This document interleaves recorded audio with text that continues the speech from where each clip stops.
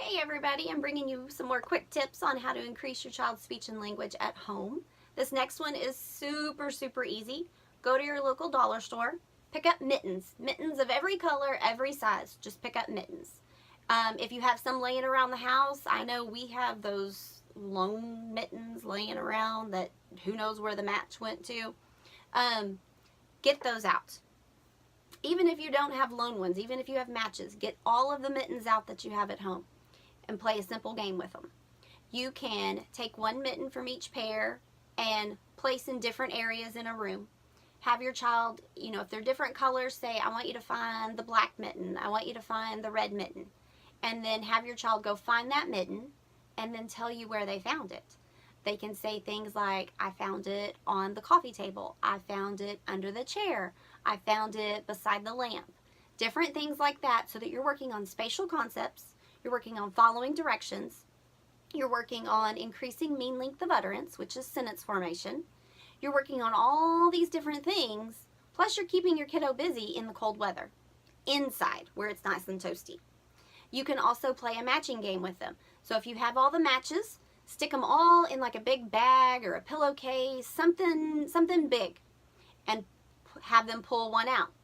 As they pull one out, they can tell you, I found a red mitten, I found a green mitten with polka dots, I found a blue mitten with stripes.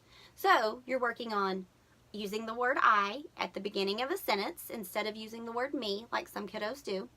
You're working on using those irregular past tense verbs such as found, I found, okay?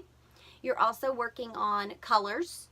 You're working on describing. If they're having to describe it, whether it's just colors, it's patterns, it's size, those are all key descriptors that we always use. So those are all the things you're working on by simply putting a bunch of mittens in a bag. They can also say, I pulled the mitten out of the bag. They're giving a spatial concept, out. Then you can talk about putting them all in the bag. So then you're talking about another spatial concept. You can also address opposites if your kiddos are a little bit older. Early, like kindergarten, first grade age. I wouldn't address them with preschoolers because that part's not quite important as far as opposites go. But definitely the concepts of in and out. They can, you can put maybe a word, maybe a sight word. Maybe you have kindergartners that are needing to work on sight words over Christmas or over a winter break. Maybe a snow day. Take a note card, stick it to that mitten, put it inside the mitten if it's a little bit bigger. And when your kiddo finds the mitten, they pull it out and they read you the sight word. If they're working on articulation, you can do the same thing. Say your kiddo's working on K. Write a bunch of words that start with K on index cards and stick them in the mittens. That's something fun that they can pull out. If you have objects like cookies, keys, different things that start with K or end with K, stick those in the mitten. Then they can say, I found a truck, I found a car, and you're working on those articulation sounds, and they don't even realize it because they think they're just getting to play. So mittens are a valuable thing that you can have around the house in the wintertime. Not just to wear and keep warm, but you could also talk about that. Why do we need mittens? If we go out in the snow, if it's snowing at your house, if you go out in the snow, why do we need mittens? And a lot of kids don't think about why you need mittens.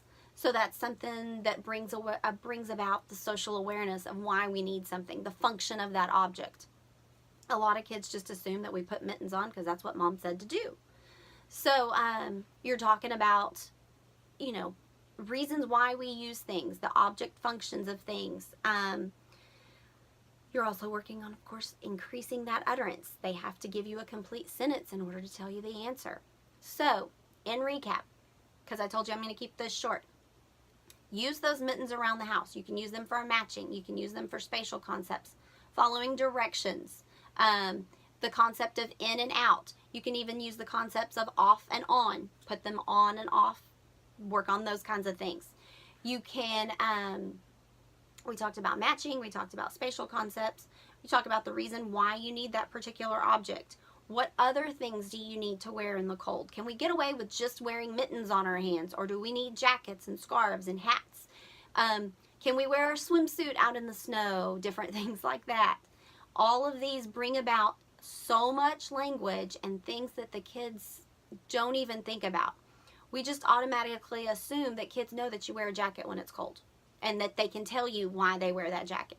That's not always the case.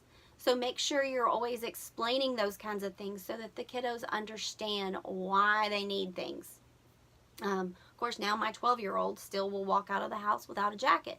Now, he knows why he's supposed to wear a jacket. It's just the thing of, I forgot, because it's not a video game and I'm not interested in it. So, have fun with those mittens and your kiddos.